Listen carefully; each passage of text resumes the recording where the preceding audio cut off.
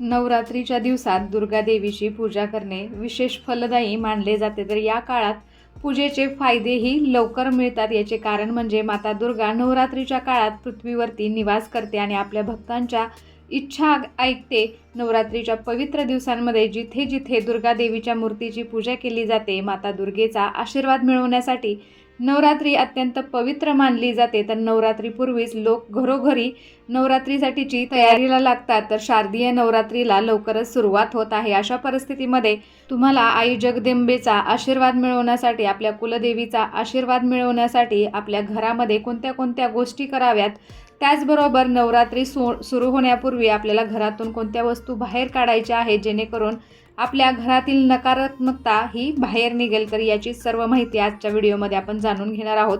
नमस्कार, मी पूजा तुम्हा सर्वांचं स्वागत करत आहे पूजाज कॉर्नरमध्ये। असे म्हणतात की या 9 दिवसांच्या काळात म्हणजे नवरात्रीमध्ये जर देवीची मनोभावे पूजा केली तर देवी प्रसन्न होते, परंतु या काळात आपण जर काही चुकीच्या गोष्टी केल्या तर केलेल्या पूजेचे फळ आपल्याला मिळत नाही। यासाठी आपल्या हातून सतत चांगले कार्य घडणे गरजेचे असते। तर आपल्या या नवरात्रीच्या काळामध्ये आपल्या घरामध्ये सकारात्मक ऊर्जा टिकून ठेवणं अत्यंत गरजेचं असतं। तर नवरात्रीच्या काळात 9 दिवस माता दुर्गा देवी पृथ्वीवरती वेगवेगळ्या रूपात वास करत असते। त्यामुळे आपल्या ज्या परिसरात ज्या ठिकाणी माता देवीची आराधना करत असतो किंवा तिची पूजा करत असतो ती जागा सकारात्मक ऊर्जेने भरलेली असावी। आपण जर माता देवीच्या घरात पूजा करत असू तर घरामध्ये वादविवाद होणार नाही, घरात कोणतीही अघटित घटना घडणार नाही, याची आपण काळजी घ्यायची आहे। घर नेहमी सतत प्रसन्न राहील याची आपण काळजी घेणार आहोत। आपलं अंगण आणि आपल्याला घर आपलं स्वच्छ ठेवायचं आहे। ज्या ठिकाणी देवीची पूजा मांडली जाते किंवा तो परिसर ती जागा नेहमी स्वच्छ ठेवायची आहे। अशुद्ध जागे नकारात्मकता असते, ज्या ठिकाणी हवा खेळती राहील, सकारात्मक ऊर्जा निर्माण होईल अशा ठिकाणीच देवीची पूजा आपण मांडणार आहोत। त्यामुळे घरातील वातावरण देखील आनंदी आणि निर्मळ होईल। देवीच्या पूजेसाठी लागणारं सर्व साहित्य किंवा सर्व भांडी सर्वप्रथम आदल्या दिवशीच आपण स्वच्छ करून ठेवायची आहे। तर उद्या आहे सर्व पित्री अमावस्या, त्याचबरोबर काही ठिकाणी सूर्यग्रहणही असणार आहे। तर घरामध्ये शुद्धी करण्यासाठी किंवा पूजेच्या साहित्याची शुद्धी करण्यासाठी घट बसण्याच्या आधी तुम्हाला एक वाटी घ्यायची आहे, त्याच्यामध्ये पाणी घ्यायचं आहे, त्याच्यामध्ये थोडंसं गंगाजल मिक्स करायचं आहे किंवा तुमच्याकडे जर गोमूत्र असेल तर ते गोमूत्र या पाण्यामध्ये मिक्स करून एका फुलाच्या साहाय्याने आपण पूजेच्या साहित्यावरती, पूजेच्या जाग्यावरती सर्वत्र घरभर आपण शिंपडणार आहोत। हे सूर्यग्रहण भारतामध्ये दिसणार नाही आणि त्याचबरोबर सूर्यग्रहणाचा नवरात्रीच्या उपासनेवरती कोणताही परिणाम होणार नाही, परंतु सूर्यग्रहण किंवा अमावस्या संपल्यानंतर आपण घट बसवणार आहोत। तर त्याआधी आपल्याला काही गोष्टी करायच्या आहेत। सूर्यग्रहणाच्या वेळी आजूबाजूचे वातावरण हे दूषित होत असते, त्यामुळे कोणतीही पूजा करण्याच्या आधी त्या स्थानाला शुद्ध करणे गरजेचे असतं। ते आपण गंगाजल आणि गोमूत्राच्या साहाय्याने करणार आहोत। आपल्या घरातील सर्व जाळ्या जळमट काढून आपलं देवघर स्वच्छ करायचं आहे। देवांच्या मूर्तीवरती पाण्याने पंचामृताने अभिषेक करून देवांना आंघोळ घालायची आहे, कारण या 9 दिवसांमध्ये देव हलवले जात नाहीत। विड्याच्या पानावरती त्यांची स्थापना होत असते आणि त्यानंतर नवरात्री झाल्यानंतर देवांची पूजा होत असते।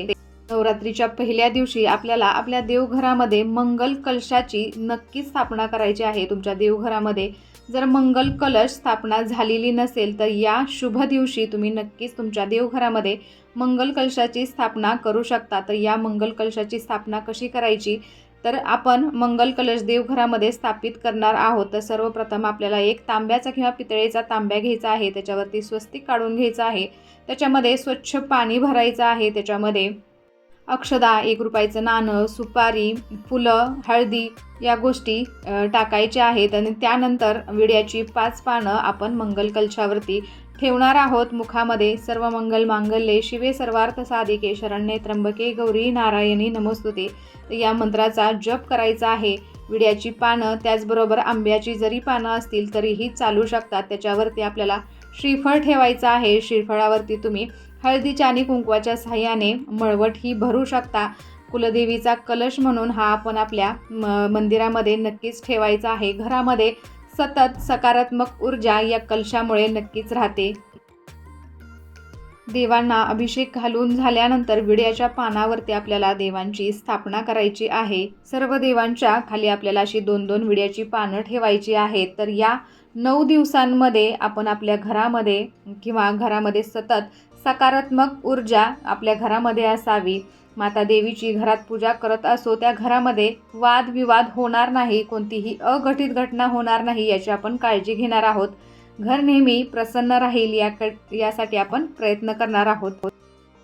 नवरात्रीच्या काळात आणि घटस्थापनेवेळी घरातील वातावरण शुद्ध आणि पवित्र ठेवायला हवे. घरामध्ये जर एखादी नकारात्मक ऊर्जा देणारी वस्तू असेल तर तिला आपण घराच्या बाहेर काढायचं आहे. जसे की घरात तुटलेल्या मूर्त्या किंवा फाटलेले कपडे किंवा तुटलेल्या काचा या सर्व गोष्टी आपल्या घरामध्ये ठेवलेल्या असतात. तर हे अडगळीचं साहित्य किंवा भंगार जे साहित्य असतं ते आपल्याला नवरात्रीच्या आधी म्हणजे घटस्थापनेच्या आधी आपल्या घरातून बाहेर काढायचं आहे. आपल्या घरामध्ये नवरात्रीच्या दिवशी देवी आपल्या मुख्य दरवाजातून आत येणार आहे. त्या कारणाने आपल्याला या दिवशी मुख्य दरवाजावरती छान अशी सजावट करायची आहे. मुख्य दरवाजावरती जाळं जळमटं असतील तर ते आधीच काढून घ्यायची आहेत. स्वच्छ असं तिथं मीठ आणि हळदीच्या पाण्याने आपण उंबरठा आणि उंबरठ्याच्या बाजूची सर्व जागा, आपली दरवाजाची चौकट ही सर्व पुसून काढणार आहोत. जी धूळ उंबरठ्यावरती किंवा मुख्य दरवाजावरती बसलेली असते ती आपल्या घरामध्ये नकारात्मकता आणू शकते. तर देवीच्या स्वागतासाठी छान असा आपल्याला मुख्य दरवाजा तयार करायचा आहे.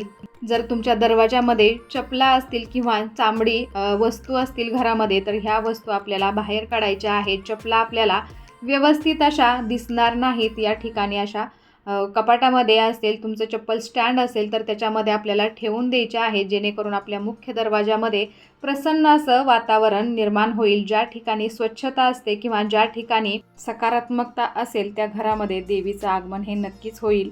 उंबरठ्यावरती आपल्याला देवीची पावलं काढायची आहेत. त्याच्यावरती हळदी कुंकू व्हायचं आहे. देवीची पावलं आतील दिशेला म्हणजे आपल्या घरामध्ये येत आहेत अशा पद्धतीने आपण रांगोळी काढणार आहोत.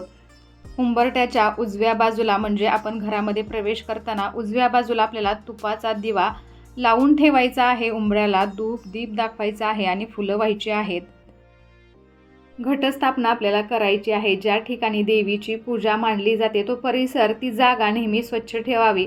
अशुद्ध जागेत, नकारात्मक जागेत देवीची पूजा कधीही मांडू नये.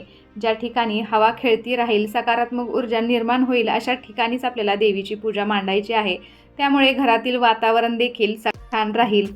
नवरात्रीमध्ये घरात जर तुम्ही तुटलेल्या काचा, फुटलेल्या वस्तू ठेवत असाल तर त्यामुळे घरामध्ये नकारात्मकता पसरते. अशा वेळी घरामध्ये कोणताही फुटलेला आरसा किंवा तुटलेला काचा ह्या ठेवू नयेत. अशा गोष्टी घरामध्ये असल्या तर त्वरित त्या बाहेर काढाव्यात. या गोष्टी केल्यानंतर आपोआप घरामध्ये सकारात्मक ऊर्जा निर्माण होते.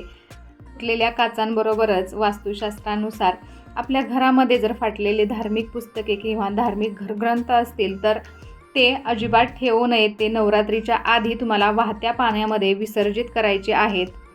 त्याचबरोबर घरामध्ये जर बंद घड्याळं ठेवलेली असतील तर कुटुंबातील सदस्यांची प्रगतीही थांबते आणि घरामध्ये नकारात्मकता या गोष्टीमुळे वाढते. त्यामुळे नवरात्री सुरू होण्यापूर्वी घरातील बंद घड्याळं आणि इतर अनावश्यक वस्तू आपल्याला बाहेर काढायच्या आहेत. नवरात्रीच्या काळात दररोज ब्रह्ममुहूर्तावरती स्नान आणि ध्यान करून दुर्गा देवीची पूजा करायची आहे. दररोज संध्याकाळी आरती करायची आहे. देवीला तिच्या आवडत्या वस्तू अर्पण करायच्या आहेत आणि नैवेद्य दाखवायचा आहे. त्यामुळे देवी नक्कीच प्रसन्न होईल. नवरात्रीमध्ये अखंड ज्योती प्रज्वलित केल्याने माणसाची प्रत्येक इच्छा पूर्ण होते. त्यामुळे नवरात्रीच्या काळात विधीप्रमाणे अखंड ज्योती लावायची आहे आणि शेवटच्या दिवशी हवन आणि आपल्याला कन्यापूजन करायचं आहे. नवरात्रीमध्ये चुकूनही नखे कापू नका किंवा केस कापू नका. केस कापणे किंवा नखे कापणे यासारख्या गोष्टी नवरात्रीमध्ये नवरात्र सुरू होण्याआधीच करायला पाहिजेत, अन्यथा त्याचा आपल्या जीवनावरती अशुभ परिणाम होतो. तर नवरात्रीमध्ये चामड्याच्या वस्तूंचाही वापर करू नये. तसेच चामड्याच्या वस्तूही विकत घेऊ नये. चामड्याच्या वस्तू अशुद्ध मानल्या जातात. त्या प्राण्याच्या कातड्यापासून बनवल्या जातात. त्यामुळे नवरात्रीमध्ये घरात अशा अस्वच्छ गोष्टी ठेवल्याने नकारात्मकता येते. नवरात्रीच्या 9 दिवसात पवित्रता आणि सात्विकतेला खूप महत्त्व द्यायचं आहे. त्यामुळे या 9 दिवसात मांसाहार करू नये किंवा घरीही आणू नये. नवरात्रीमध्ये आपल्या महाराष्ट्रात घरोघरी घटस्थापना केली जाते. घरोघरी घट बसवून त्यातील मातीत अनेक बीजे पेरली जातात. ही सगळी बीजे कवळ्या कुंभांनी देवघरातील त्या घटात जन्म घेतात, तर हेच आपल्या देवीच्या शक्तीचे प्रतीक म्हणून त्याचे पूजन केले जाते. दुर्गा मातेच्या 9 रूपांची पूजा केली जाते. नवरात्रीमध्ये व्रत आणि विधीपूर्वक केलेली पूजा आपल्या जीवनामध्ये अपार सुख समृद्धी भरून टाकते. घरामध्ये घटस्थापना करून अखंड ज्योत प्रज्वलित केली जाते. 9 दिवसांच्या या विशेष पूजेनंतर दसऱ्याला 10व्या दिवशी दुर्गा मातेच्या मूर्तीचे किंवा घटाचे विसर्जन केले जाते. कसा वाटला आजचा व्हिडिओ मला नक्कीच कमेंट करून सांगा आणि अशा छान छान व्हिडिओसाठी पूजाच कॉर्नरला सबस्क्राईब करायला विसरू नका. त्याचबरोबर बेल आयकॉनही क्लिक करा, जेणेकरून तुम्हाला माझे नवनवीन व्हिडिओज असेच पाहता येतील. चला तर मग भेटूया अशाच एका छानशा व्हिडिओ बरोबर. तोपर्यंत धन्यवाद.